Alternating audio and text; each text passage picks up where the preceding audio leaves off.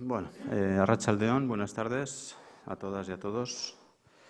Antes de presentar a Blanca, quería hacer una breve introducción muy pequeñita para darle todo el protagonismo que quien lo merece es Blanca. Cuando, si no recuerdo mal, en noviembre del 2018 se presentó Estrellado en el Planetario, ahí surgió pues un interés por parte del Instituto Navarro de la Memoria en recuperar, en la medida de lo posible, la obra de Gerardo Lizarraga. Sobre todo porque a los pocos meses, en febrero de 1939, en febrero de 2019, se cumplían 80 años de lo que fue conocido como la Retirada. Uno de los momentos probablemente más trágicos, donde casi medio millón de personas, como bien sabéis, republicanos, tuvieron que pasar la frontera y recalar en los campos de concentración que se fueron creando, o de internamiento, según cómo se califiquen, por unos autores u otros en el sur de Francia.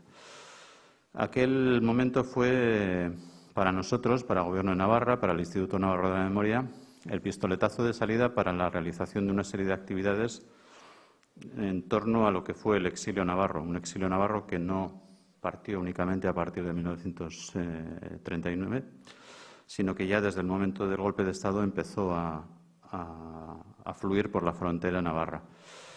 La obra de Gerardo Lizarraga y sobre todo su periplo vital es uno de los elementos que durante estos últimos meses pues han ido caracterizando, han ido desarrollando pues toda una política pública de memoria en torno al exilio navarro, en este caso un exilio cultural como expresión de ese vacío cultural que caracterizó a la Navarra de los años 40 y de los años siguientes, y desde el punto de vista de que el Gobierno de Navarra, en este caso el Instituto Navarro de la Memoria, pues era consciente de que había un déficit, una desmemoria en torno a todas estas personas y sobre todo a su obra. Con esta exposición, que cuando se presentó en el Museo de Navarra pues fue acogida con mucho calor, tanto humano como técnico, con la exposición tal y como ha quedado, la propuesta expositiva, y en breve espero que la publicación que en torno a la exposición se va a presentar, pretendemos hacer un homenaje a una persona que ejemplifica, como digo, ese exilio cultural, pero al mismo tiempo hacer un homenaje, un recuerdo, un reconocimiento a todas esas personas que se tuvieron que marchar al exilio a partir, como digo, del año 36 o del año 39. Un exilio que este año, aprovecho la ocasión también brevemente para recordar que a partir de la publicación de un censo provisional en 8 o 10 días, pretendemos llegar a mayo, probablemente para inaugurar una escultura que se colocó en Elizondo en recuerdo a todas las personas que, víctimas del franquismo, pues tuvieron que marcharse y que algunas de ellas, como el caso de Lizarraga, pues murieron en el exilio. Con esta conferencia de Blanca se inicia un ciclo de conferencias y de actividades que organiza el Museo de Navarra, con la que el Instituto Navarro de la Memoria colabora, pero en muy poquita medida, pero nos sumamos a ella. Y con ello pues pretendemos agrandar lo que puede ser la propia exposición, dando a conocer aspectos que están en torno a lo que es la vida y la obra de Gerardo Lizarraga. Bueno, hoy tenemos con nosotros y con nosotras a Blanca Oria, brevemente también, licenciada en Ciencias de la Información. Trabajó entre 1984 y 1990 como colaboradora en el periódico Navarra Hoy en Pamplona, y también realizó pues, programas culturales en Radio Nacional de España en Navarra y en Televisión Española en Navarra. En 1991 trabaja como colaboradora en ETV y desde ese año hasta 1994 es redactora en el periódico Extremadura de Cáceres. Al año siguiente va a poner en marcha la revista Navarra de Arte, una publicación dedicada a la divulgación de la actividad artística en Navarra. En 1998 va a crear una empresa, que todavía subsiste, dedicada a la actividad artística y a la gestión de actividades culturales, Artico, que con ello pues, edita en su momento una revista de arte y pensamiento.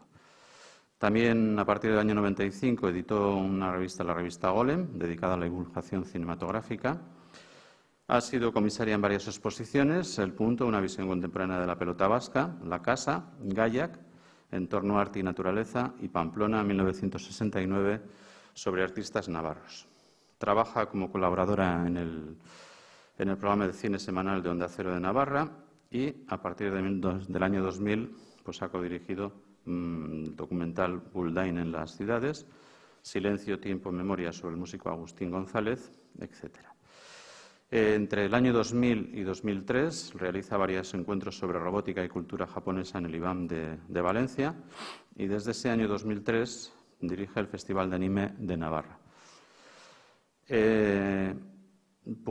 Editó en 2018 el documental Estrellado, que es el que se acerca o nos acerca a la vida de Gerardo Lizárraga, y desde el año 2019, junto con el Instituto Navarro de la Memoria, dirige, coordina lo que es el ciclo de imágenes con memoria, donde se exhiben documentales en torno a la memoria histórica y al exilio. Y si está aquí, además de por todo esto, es porque es la comisaria de la exposición Gerardo Lizárraga, artista en el exilio, y ella es una de las personas que mejor conoce la vida y la obra del propio Gerardo. Le doy la palabra, espero que disfrutéis, seguro que sí. Adelante, Blanca. Vale, muchas gracias, Josemi. Muchas gracias también al Instituto Navarro de la Memoria, porque la verdad es que él os ha contado un poco el proceso que se siguió y efectivamente fue a partir de aquella cita en el año 2018 que hicimos una presentación que hicimos de Estrellado sobre Gerardo Lizárraga, que Josemi Gastón se puso en contacto con nosotros y bueno, y a partir de ahí ha ido todo rodando hasta que luego hemos recalado aquí en el Museo de Navarra, y aquí en el Museo de Navarra también había obra de Lizárraga. De hecho, nosotros hace años, en una de las exposiciones que él ha mencionado, pedimos un par de obras que nos dejó el museo y eran 2 obras de Gerardo Lizárraga, y curiosamente de eso hace 2009 hasta ahora como 11 años, ¿no? No sabíamos quién era este hombre, conocíamos a todos los artistas de los que nos dejaron obra, pero no conocíamos quién era Gerardo Lizárraga. Entonces, simplemente para deciros que, bueno, pues que la situación que vivió nuestro país y que en muchas ocasiones pues ha seguido viviendo en algunos aspectos, nos ha impedido conocer a cantidad de artistas. No es que nos haya impedido porque físicamente no podíamos, porque Internet ya funciona hace mucho tiempo, pero la realidad es que no los conocíamos, y ni siquiera en su contexto donde nació.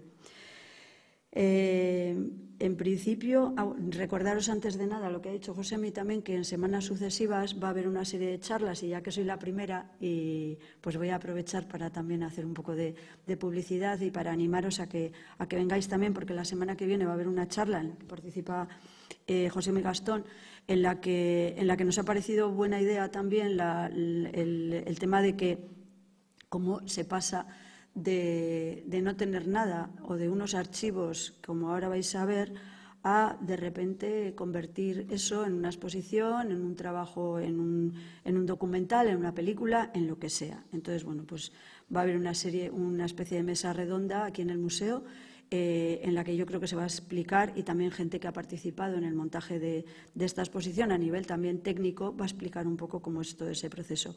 Y en semanas sucesivas pues va a haber conferencias de Iñaki Urrizelki hablando sobre ilustración en la obra de Gerardo Lizárraga, de Juan Zapater hablando sobre cine, y de Xavier Lizárraga, el hijo de Gerardo Lizárraga, al que le hubiera encantado estar aquí con nosotros, pero que vive en México y que por las condiciones que hay en este momento en México y aquí mismo pues no puede venir, pero que gracias al online podemos verle.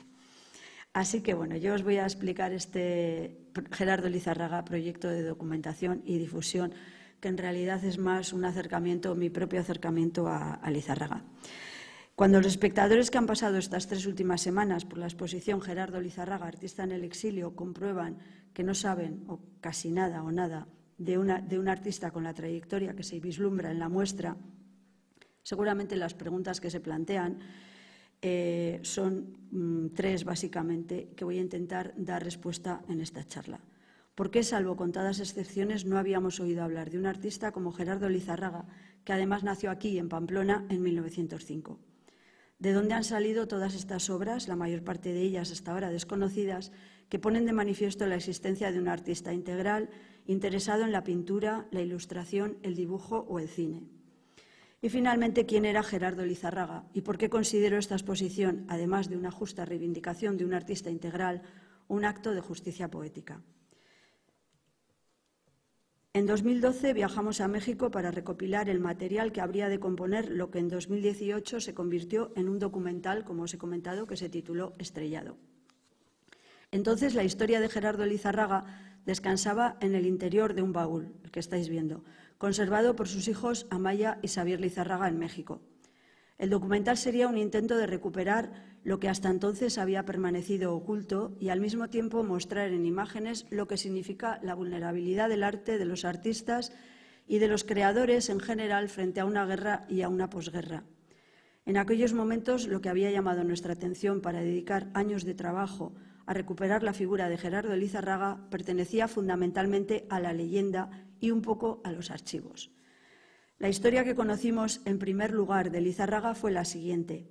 En 1930, Lizarraga y Remedios Varo, ambos artistas y que se habían conocido en la Escuela de San Fernando de Madrid, se casaron en San Sebastián. Ambos se fueron a vivir a París y luego volvieron a Barcelona y en 1936 ya estaban separados.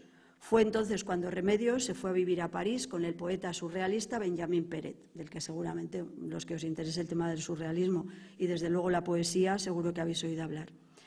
Lizarraga se alistó en el ejército republicano y se quedó en Barcelona. 3 años más tarde, en 1939, en enero, Lizarraga cruzó la frontera de la Junquera y fue encerrado en el campo de Argelès-sur-Mer. En marzo del 39, Chiqui Weiss, un fotógrafo de origen húngaro que trabajaba con Robert Capa y al que seguramente muchos habréis conocido por el tema de la maleta mexicana que salió hace 3 o 4 años o 5, a relucir, fue el que guardó todos los negativos en aquella maleta, estuvo en los campos fotografiando a los refugiados republicanos españoles y entre las imágenes que tomaron aparece una de Gerardo Lizarraga. Era una imagen en movimiento. Era esta imagen, solo que esta es la imagen fija, pero son como 2 o 3 segundos que además aparecen en la exposición.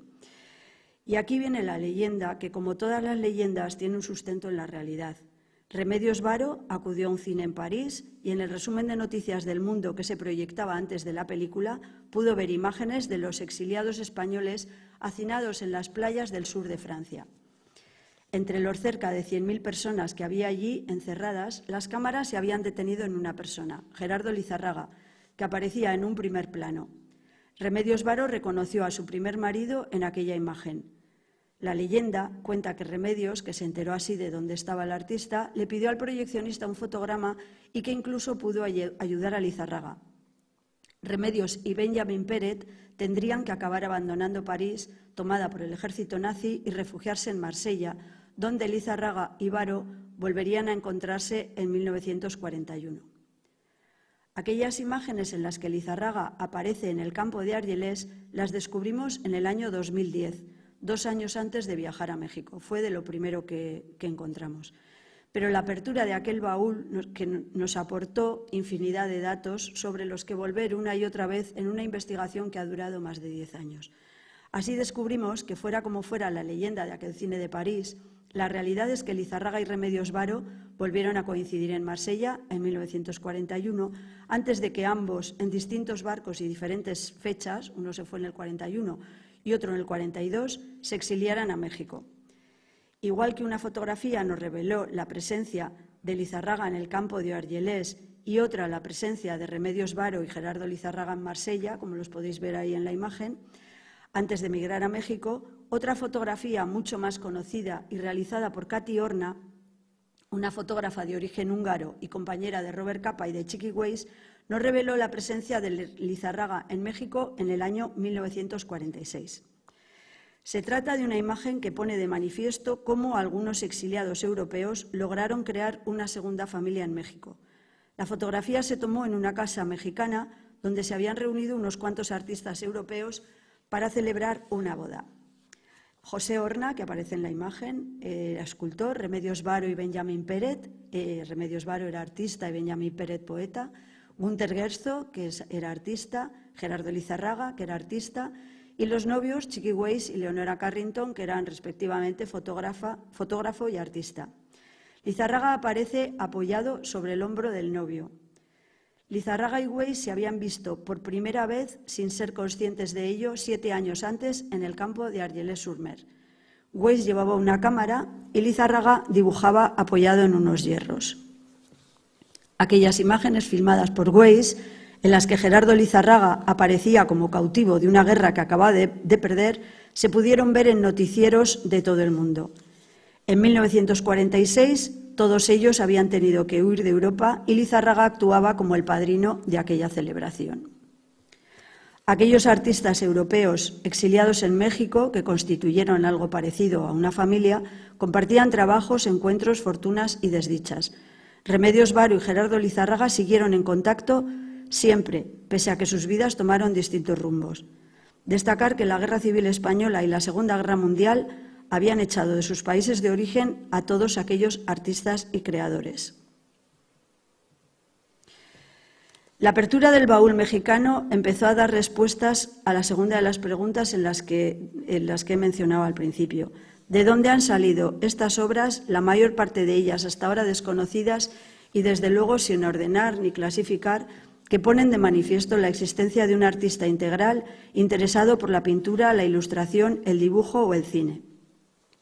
Gerardo Lizarraga tuvo una vida mucho más azarosa de lo que había previsto cuando en los años 20 se fue a estudiar pintura a Barcelona. Pero hubo un detalle que le acompañó durante toda su vida. Nunca dejó de ser un artista y de vivir de su trabajo como artista.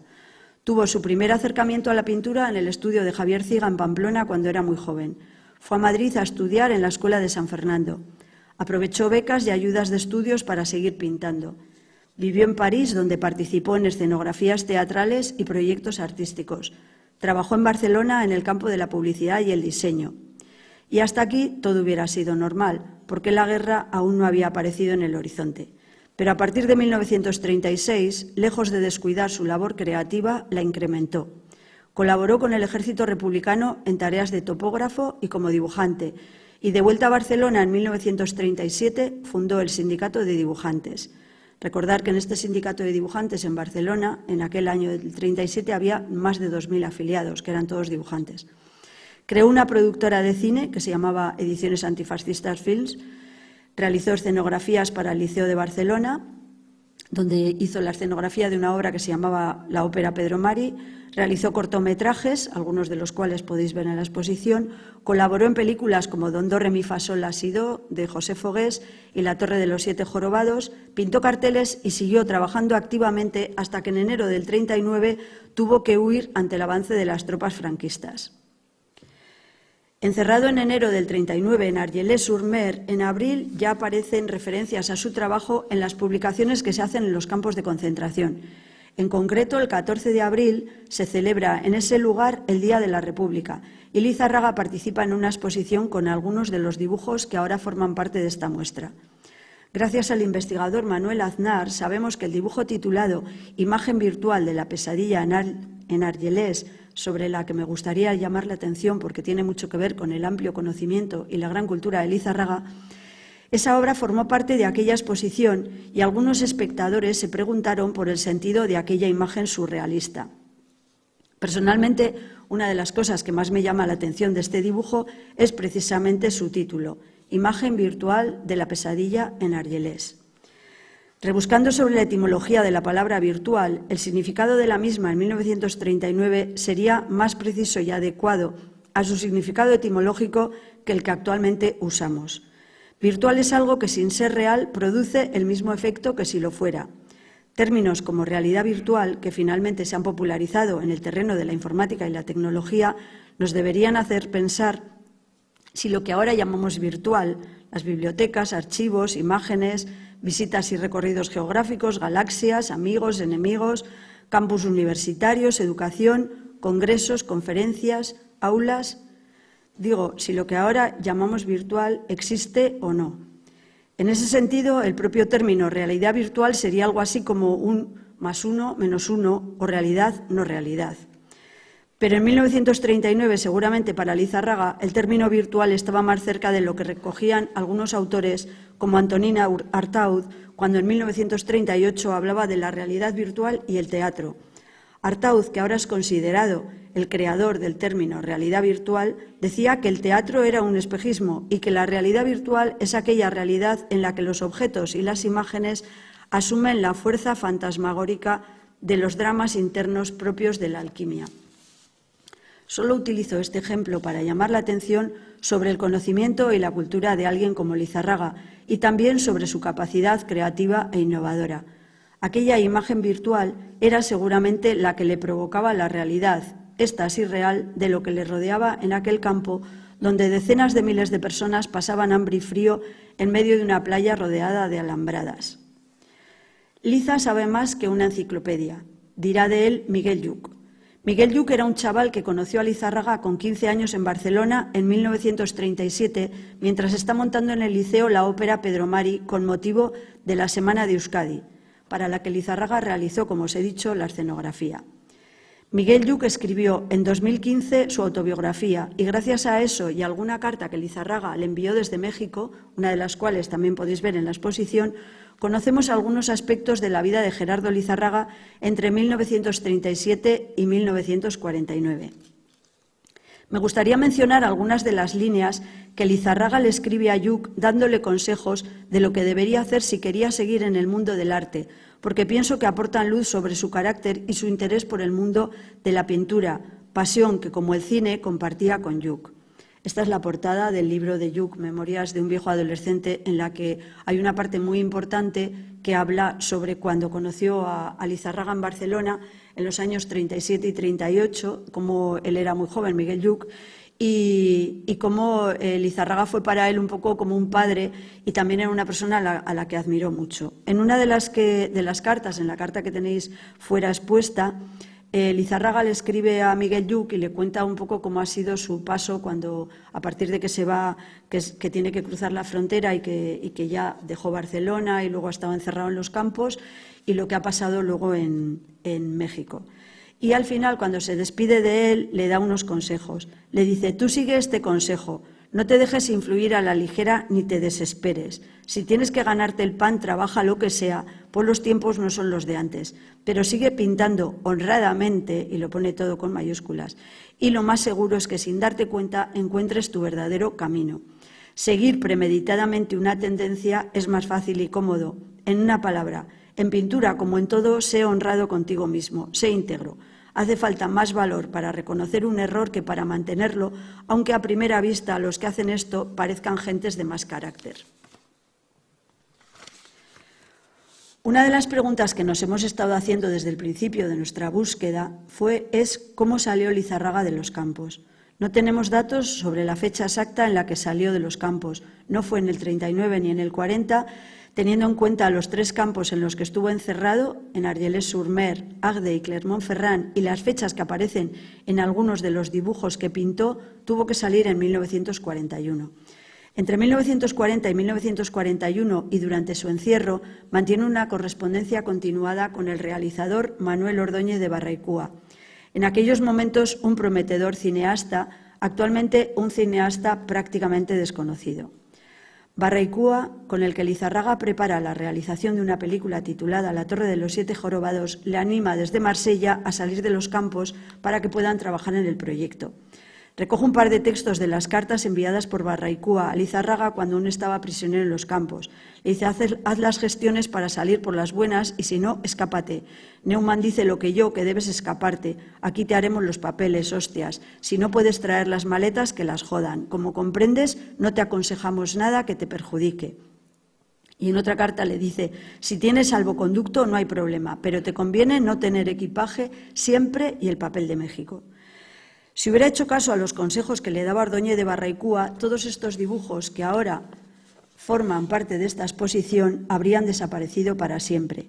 Su empeño por cuidar y conservar aquellos dibujos realizados en los campos de Argelès, Agde y Clermont-Ferrand le complicó las cosas y le privó de la libertad que le aseguraba Ordóñez de Barraicúa si viajaba con las manos vacías. Años después, él mismo definiría esta colección de dibujos como lo más fuerte e importante de su obra artística. Una colección de piezas, muchas de las cuales se adentran en el territorio del surrealismo. Junto a ellas, una colección de caricaturas que atesora no solo la habilidad como pintor de Lizarraga, sino también su sentido del humor y de la observación. En ellas, lejos del espanto de imágenes de alambradas y muerte, los dibujos retratan a guardianes de los campos, encargados de la compra, de la vigilancia, de correos, de oficinas. Su recuperación constituye una impagable incursión en el mundo de los campos, transitada por personajes cuyo aspecto se aferra más al humor que a la tragedia, y que entre tanta adversidad se pueden contemplar por una apuesta por la vida. La cuestión es que Lizárraga tuvo que salir de los campos con una maleta, pese a que aquello retrasó su liberación y a que muchos de sus proyectos creativos quedaron por el camino, algunos olvidados para siempre. No fue el único que se arriesgó por sus obras, otros artistas también lo hicieron y gracias a eso tenemos testimonios de lo que fueron los campos de concentración franceses. Los dibujos que Lizárraga sacó de los campos franceses viajaron con él hasta Marsella, de allá a Casablanca y luego a México. Le acompañaron en su vida como preso, como exiliado, como inmigrante y como ciudadano mexicano.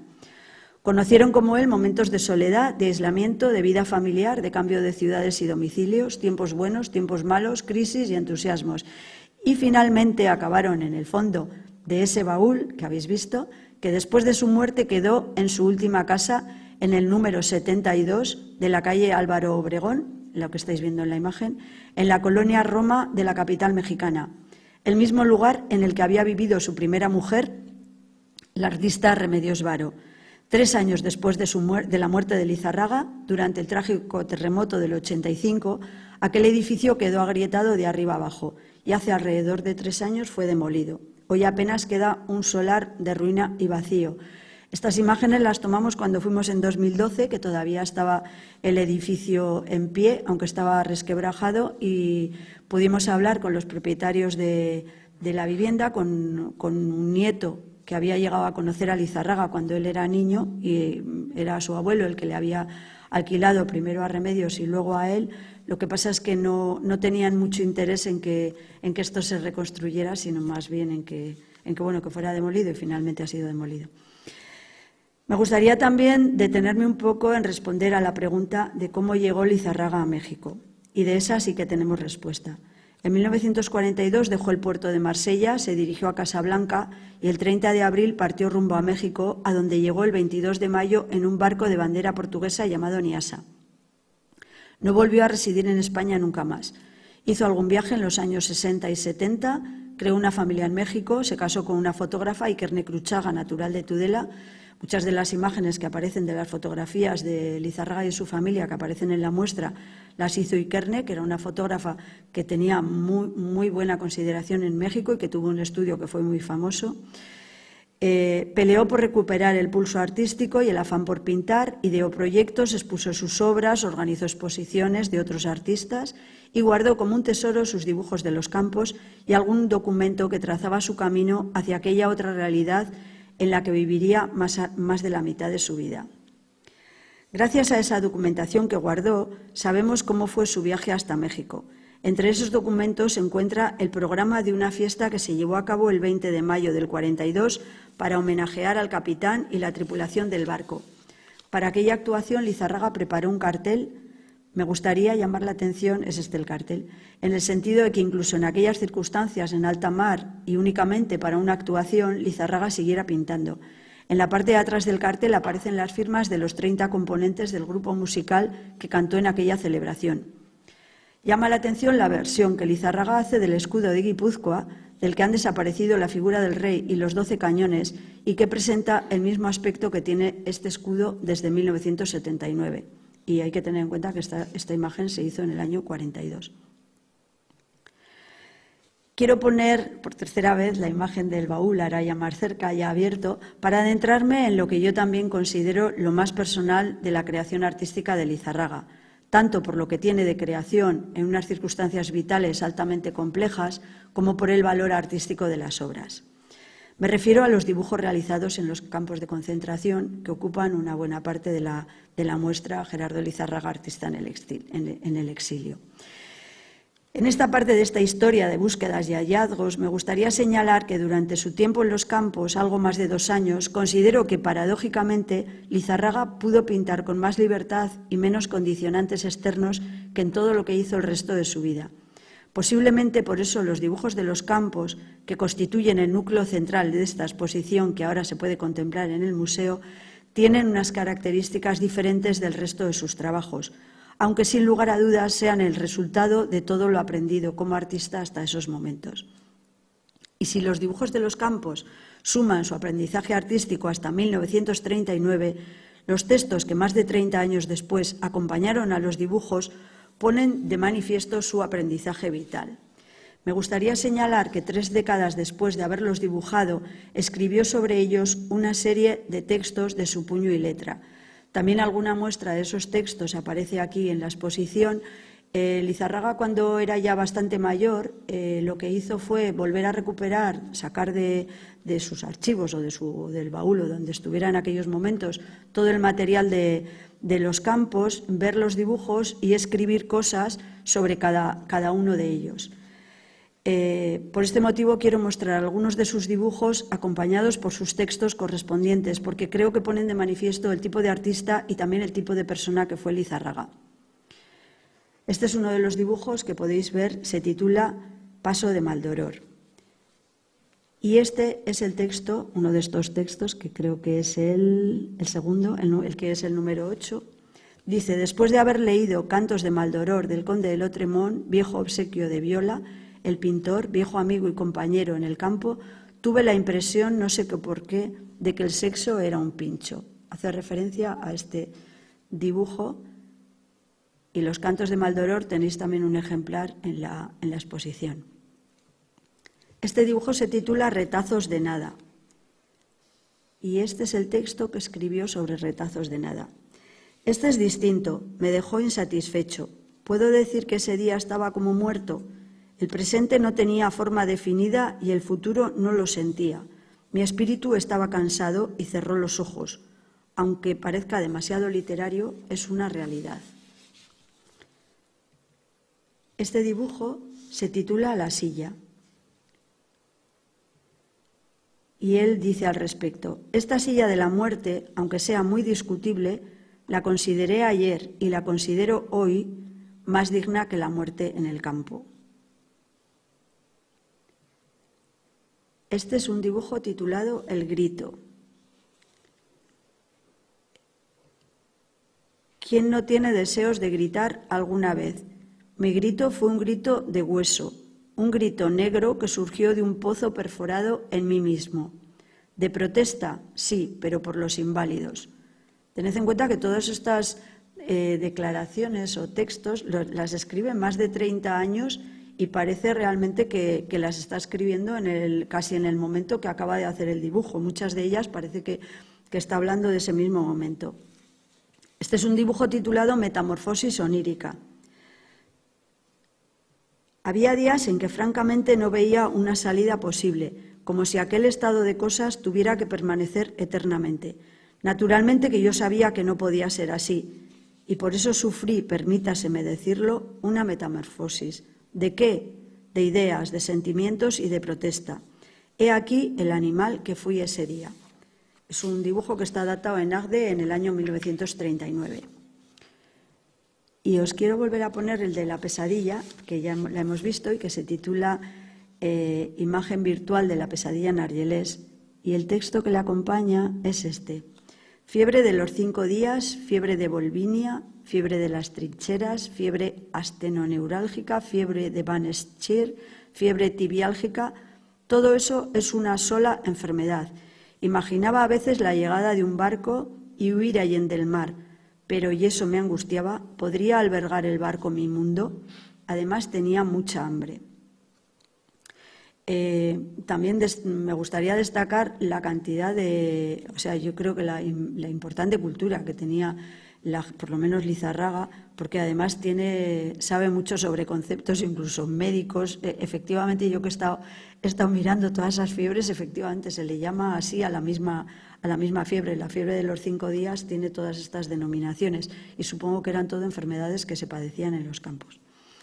Llegados hasta aquí, teniendo en cuenta que, como se va a escuchar luego en conferencias posteriores, Lizarraga tuvo una extensa, variada e interesante carrera en el terreno de la ilustración, que conoció y trabajó estrechamente con algunos de los pintores e artistas nacionales e internacionales más relevantes del siglo XX, que pintó y expuso en innumerables ocasiones, tanto en España como en Francia o México, y que además en el mundo del cine también formó parte de varios proyectos de evidente interés, algunos vinculados a nuestro contexto, como sus trabajos en The Sun Also Rises, basada en la novela de Hemingway Fiesta. Incluso teniendo en cuenta que si nos adentramos un poco más en nuestro espacio geográfico, comprobamos que posiblemente su iconografía de los Sanfermines, en lo que a carteles de fiesta se refiere, representa por primera vez a alguien vestido con el traje que ahora ya nos parece inseparable de la propia fiesta, el de Pamplonica con pantalón y camisa blanca, faja y pañuelo. He de decir que este cartel, que es del año 1930, los trajes de Pamplonica, o sea, el traje típico, el vestido de blanco, de camisa y pantalón y el pañuelo y la faja, son unos trajes que aparecen en los años 30. Este cartel es de 1930, pero es que además es la primera vez que en un cartel de San Fermín aparece alguien vestido de Pamplonica así, porque hasta los anteriores, si repasáis todos los trajes que hay hasta entonces, pues bueno, hay algunos que tienen una camisa muy grande blanca, hay otros que igual aparecen con un pañuelo, pero el traje de Pamplonica, el típico, el que conocemos todo y que todos decimos que tradicionalmente ha sido así, pero siempre viene desde los años 30, bueno, pues la primera vez que aparece en un cartel de San Fermines es en este. Lo que no sé es de dónde aparece esta iconografía ni si hay trabajos anteriores en otros terrenos, pero en lo que respecta al cartel de San Fermín es el primero. Y teniendo en cuenta todo esto, retomo la pregunta que hacía al iniciar esta conferencia. ¿Por qué, salvo contadas excepciones, no habíamos oído hablar de Gerardo Lizárraga, pensando que además nació en 1905 en Pamplona, la ciudad donde nos encontramos? En uno de sus cuentos, titulado El remate y publicado en 1961, un año antes de que Lizárraga volviera a España por primera vez tras la guerra, el escritor Max Aub, que también tuvo que exiliarse en México y que estuvo prisionero en los campos franceses, le hacía decir a uno de sus personajes, un exiliado como él, que habla con otro exiliado: «Nos han borrado del mapa». Me hubiera gustado que esos sentimientos que retrata Max Aub, pero a la inversa, confirmando que no se les había borrado del mapa, hubieran proliferado y saber que desde el país que los perdió se lamentó esa pérdida de intelectuales, de artistas, de creadores, de científicos, o cuando menos que se pensó en ellos desde el territorio de la intelectualidad y la cultura. Pero mucho me temo que no fue así, ni durante la dictadura ni tampoco después. Así que retorno a lo que dejó escrito Max Aub en uno de sus diarios. Ahora ha pasado demasiado tiempo para mí. No me tendrán que recordar, sino descubrir. Y pese a que este escritor dice, y en España no se descubre a ningún escritor, solo se olvida. Pues a mí me gustaría pensar que de alguna manera con este proyecto se cumple un poco ese deseo de Max Aub, y que después de estos más de 10 años de búsqueda en baúles, archivos y testimonios personales hemos conseguido descubrir, y lo pongo entre comillas, porque él y su trabajo sin duda estaban allí, con lo cual descubrir, ellos ya estaban. Hemos logrado descubrir la figura y el trabajo de Gerardo Lizárraga y espero que durante los meses que nos quedan hasta finales de mayo, creo hasta el 23 de mayo, pues que también lo descubráis vosotros un poco y bueno, que entre todos pues hagamos un poco de justicia poética y no permitamos esto de que a la gente se le borrara, porque no es solo Lizárraga, como ha dicho Josemi, sino han sido muchos creadores y yo creo que el mundo de la cultura de este país no se puede permitir estas pérdidas importantes que seguramente muchas descansan en baúles, otras descansan en las memorias de sus familiares o de sus que desgraciadamente pues cada vez va quedando de esta generación, ya no queda, ya es la siguiente y bueno, que creo que es importante que los trabajos y sobre todo, bueno, teniendo en cuenta, como os he dicho, que Lizárraga además era de Pamplona, con lo cual creo que era un justo reconocimiento que él estuviera también aquí. Así que, como me gusta más conversar que soltar la historia, pues hasta aquí la charla y hablamos de lo que queráis o si tenéis cualquier duda, no sé si habéis visto la exposición o... alguna pregunta surgirá. Bueno, Iñaki. Perdona, Iñaki. Sí, me gustaría saber el contacto con la toma de conciencia, digamos, de que este artista existe, porque en la historiografía del arte contemporáneo se sabía que existía, se le mencionaba en referencias un poco colectivas y que había habido alguna incluso exposición donde había aparecido obra suya, pero es cierto que nadie había tratado de indagar. Entonces, ¿cuál es el momento, la clave, la idea, de donde surge este proyecto, tanto el documental, me refiero, Sí. Estrellado? A mí la verdad es que os he de reconocer que al principio, como os he planteado un poco en la charla, al principio como el proyecto era un tema audiovisual, pues nos interesó mucho todo lo que tenía de leyenda, la historia, y un poco todas esas historias que encajaban, pues por ejemplo el tema de Remedios Varo, el tema del azar nos gustaba mucho, nos gustaba que por ejemplo el mismo Chiqui Weiss, que le había hecho las imágenes en Argelès, era el que luego 7 años después estaban en la misma foto en México y Lizárraga fue el padrino de la boda de...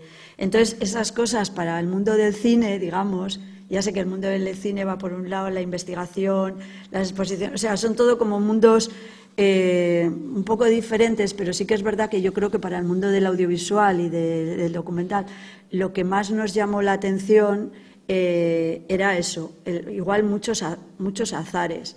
Había cosas que de repente los mismos personajes volvían a coincidir en un punto, había historias muy chulas de las propias obras que encajaban y de repente volvíamos a encontrarlo en otro sitio, de repente encontrábamos a una persona que lo había conocido. Entonces, todo ese tipo de cosas al principio nos hizo... Y luego la historia de Lizárraga, y eso sí que yo creo que se materializa mucho más en el documental que en la exposición. Obviamente, la historia de Lizárraga nos encajaba muy bien con la historia, por así decir. Pues no sé, con la Guerra Civil, con la Segunda Guerra Mundial, con momentos, no sé, en el documental aparecen cosas como pues esa villa donde se juntan todos los surrealistas en Marsella. Bueno, había historias muy bonitas entre comillas, porque siempre eran dramáticas por una parte, pero tenían su parte visual pues bonita para contarlo. O sea, eran como agradable de contar y nos nos daban muchas herramientas para jugar. Entonces, yo creo que en realidad nuestra primera intención no era hacer ni un catálogo razonado, sino era ver cómo este hombre y cómo tantos intelectuales se habían perdido. Y ahí empezó. Lo que pasa es que luego ya, claro, cuando tuvimos acceso a los archivos, pues es que había mucho material.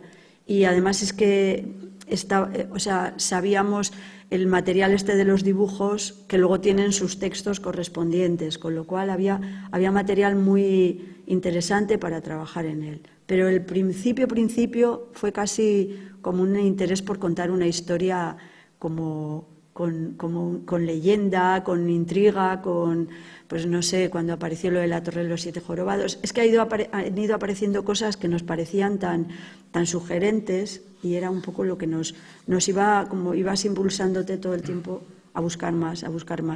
Y entonces ibas enredando y entonces aparecían archivos y luego aparecían... Luego yo al principio contactamos con Xavier Lizárraga, que es el hijo de Gerardo, y con su hija, que falleció el año pasado, pero contactamos con los dos y los dos han sido también una pieza, yo creo, muy importante, porque desde el principio siempre pusieron muchísimo interés. Entonces creo que eso también es muy importante, porque para ellos les parecía muy bien que la figura de su padre, o sea, ellos ya sabían que su padre era un gran artista. Lo que pasa es que estaban alejados están en México, no vivían una realidad, aunque bien, realmente tanto Xavier como Amaya han tenido, obviamente, su cultura mexicana, pero también de aquí, no han dejado, Xavier tiene más información muchas veces de lo que pasa aquí que yo. y yo muchas veces tengo más información de su padre que él, así que así nos la vamos cambiando.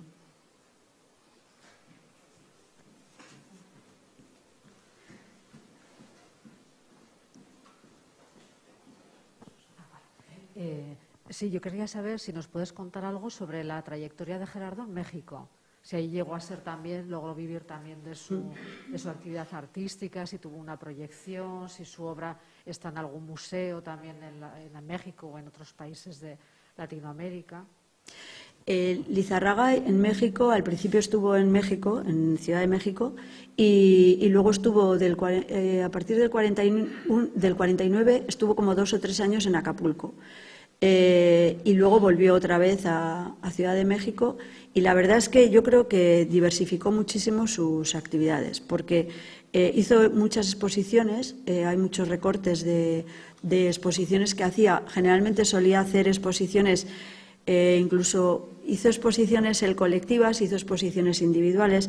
Lo que pasa es que en la carta que envía Miguel Lluch en el año 49, él cuenta un poco cómo le reciben a todos los exiliados españoles, cómo son recibidos los artistas, digamos los pintores, cómo son recibidos en México.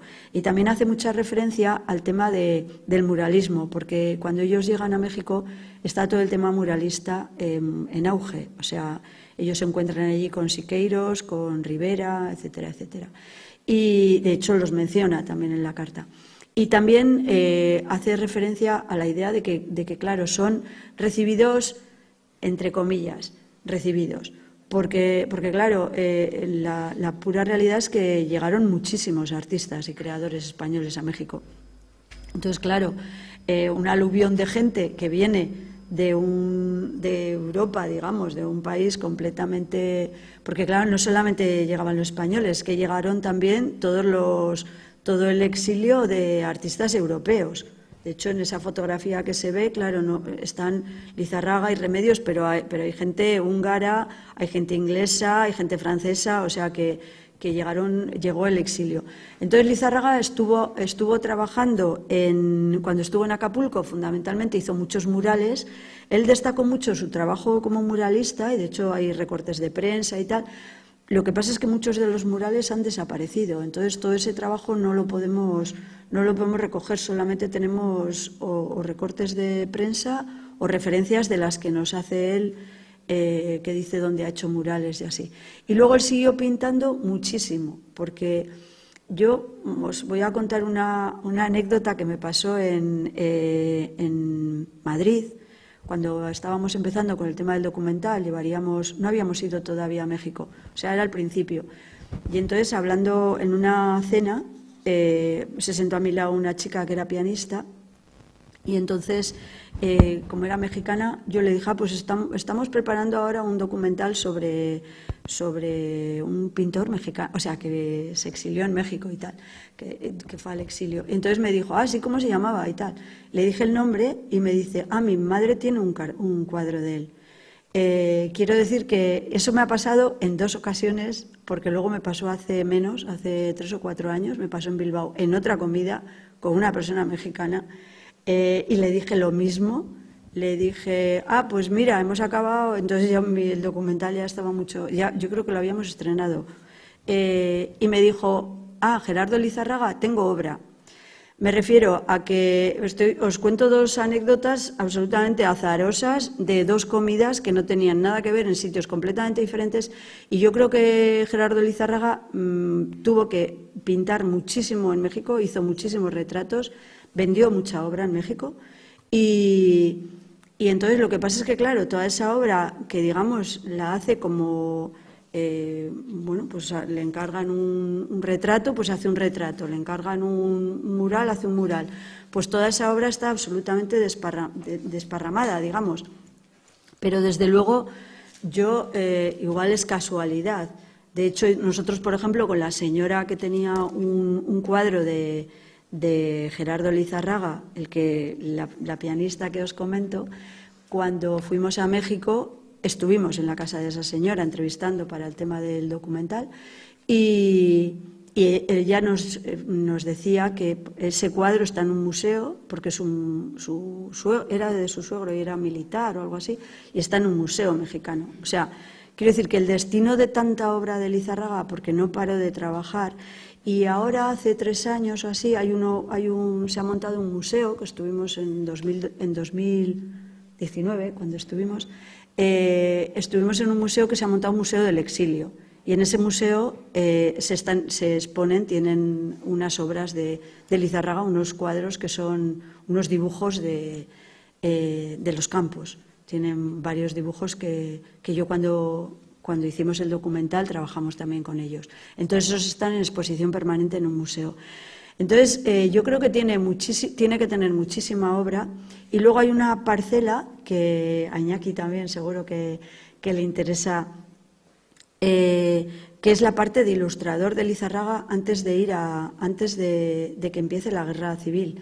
Y ahí hay una parcela muy importante y muy interesante, de la cual hay aquí un par de cuadros y un dibujo y otro de remedios, y que hace referencia a toda esa parte como ilustrador que tiene él antes de que estalle la guerra. O sea, cuando ellos están trabajando cuando están trabajando en París, cuando están trabajando en Barcelona, y están trabajando como dibujantes, y dibujantes muchas veces de encargos, incluso de campañas publicitarias y cosas así. Y de eso tenemos muy poco material.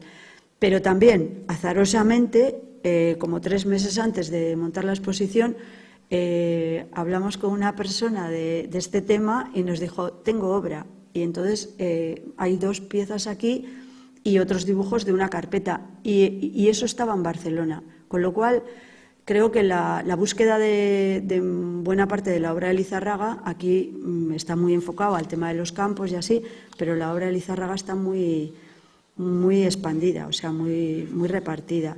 Y sí que hizo una exposición en la que participó de Aurelio Arteta, que se hizo en México. O sea, lo que era, yo creo, básicamente porque estuvo creando el Ateneo Español, estuvo de presidente de la Casa de España, creo, o sea, realmente era una persona súper activa. Cuando no estaba del presidente de no sé qué, estaba haciendo maquetas para los aliados. O sea, la lista de trabajos que hace es tan enorme, que por eso yo muchas veces digo que realmente cuando pudo estar tranquilo haciendo su obra, realmente fue cuando estaba en los campos. O sea, que no podía hacer otra cosa que pintar.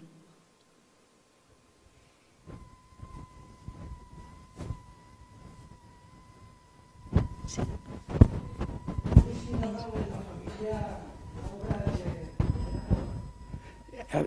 Los que quedan. Sí, la familia, o sea, Gerardo Lizárraga tenía familia aquí, claro. Su padre era de Añorbe y tiene familia directa, tiene una prima carnal que vive en Añorbe. Tiene algunos hijos de primos y familia así, tenía una hermana en Madrid. ¿Tú también eres? Así.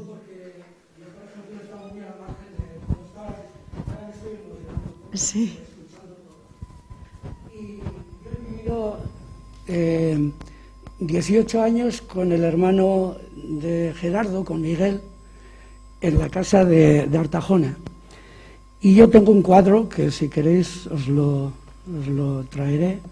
Tengo un cuadro de él, de Gerardo.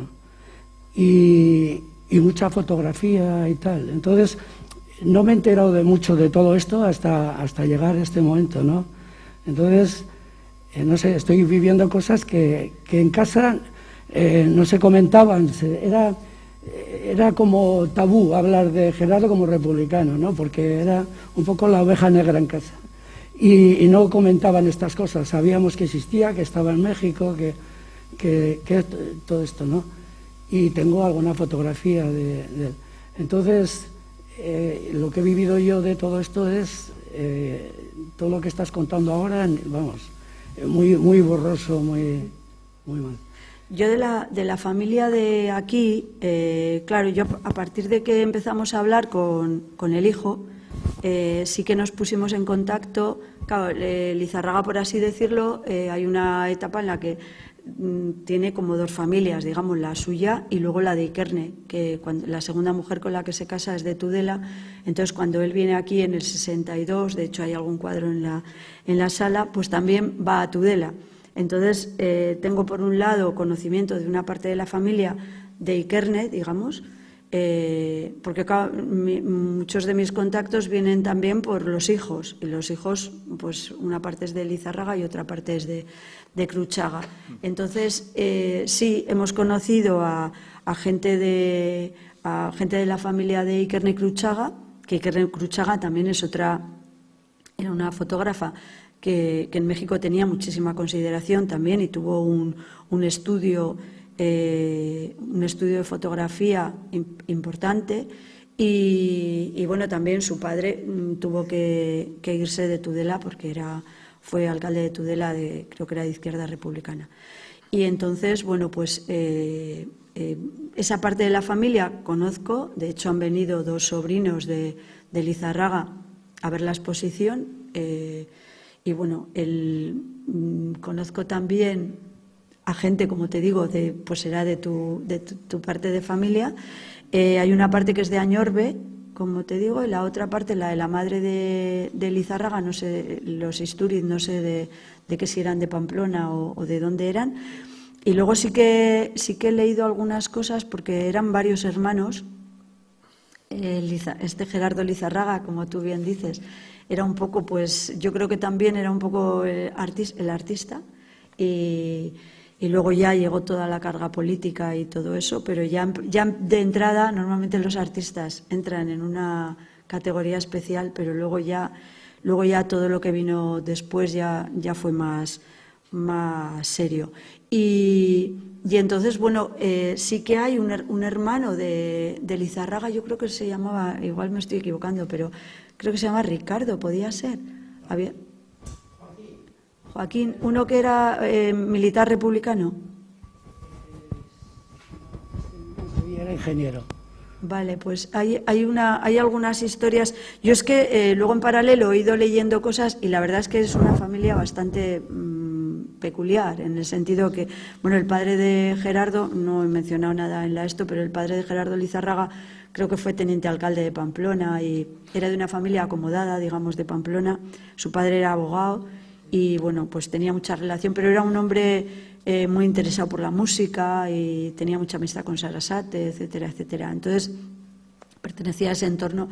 Pero Lizárraga yo creo que ya a partir de que se va de aquí, desde luego, a partir ya de la guerra ya es otro, o sea, vive en un mundo completamente diferente. Estuvo aquí un par de veces, en los años 60, en los años 70, y luego ya se volvió a México. Porque realmente un poco lo que suelen afirmar los exiliados y sobre todo la gente que Josemi seguro que ha leído un montón de cosas con el tema del exilio, es que claro, Max Aub lo decía claramente, es que se les borró, o sea, estaban borrados del mapa, para resumir, no hacía falta tampoco. Y cuando venían aquí, porque algunos luego pudieron volver, tampoco tenían un espacio, ni a lo mejor ni vital ni artístico, desde luego. Y claro, esto era una dictadura, entonces fue un poco complicado. Pero sí que me gustará saber datos tuyos, ¿eh? Y siempre me pasa, cada vez que hablo de algo, alguien tiene un cuadro, ¿no? Os lo he dicho, cuando me has dicho es que es sacar el tema y alguien tiene un cuadro. Entonces, la obra de Lizárraga, yo creo que luego lo que sí que es verdad es que la familia, tanto la familia en Tudela como la familia en Madrid y así, todos tenían obra de Lizárraga. O sea, y todos tenían obra de Lizárraga en su casa colgada, con lo cual, bueno, pues por lo menos les gustaba, porque si no, no la pondrían. Te lo dejaré. No, yo, si me permites, Blanca, un apunte.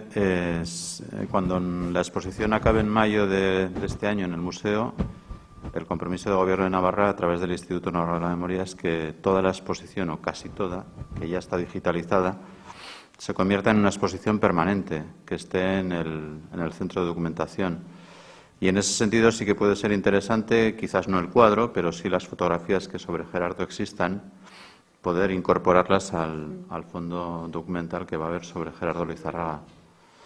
Nosotros bajaríamos a digitalizarlas o nos pondríamos en contacto y luego se incorporarían con la ISAD que se va a hacer, y en el futuro esperemos que se pueda hacer incluso una exposición virtual con toda la obra, con una temática muy concreta relacionada con el exilio y con el paso por los campos, pero bueno, todo tipo de material que se pueda incorporar será bienvenido. ¿Alguna curiosidad que os haya suscitado Lizarraga? Yo la verdad es que he de reconocer que desde que se puso la exposición, pues está muy bien, porque además aprendo, o sea, voy aprendiendo más cosas. Cada vez que, bueno, pues está muy bien. Creo que las cosas en los baúles y en los cajones no sacan noticia, pero que cuando se airean, por eso es realmente triste que no se haya aireado más. No hablo solamente del caso de Lizarraga, que no se aireen más todas las historias que tenemos, porque seguro que tenemos montones, pero mientras las hemos tenido ahí todas encerradas, pues no es imposible avanzar. Entonces creo que es la única manera, o sea, creo que se ha dicho 1.000.000 de veces, es que hay que airear las cosas para que avancemos, pero... Bueno, pues si no hay más intervenciones, animaros a que la semana que viene volváis y que traigáis a más personas. La cultura es segura, como dicen los programadores culturales, y animaros a la próxima conferencia, que si no me equivoco es el 24, el miércoles, a las 7:30.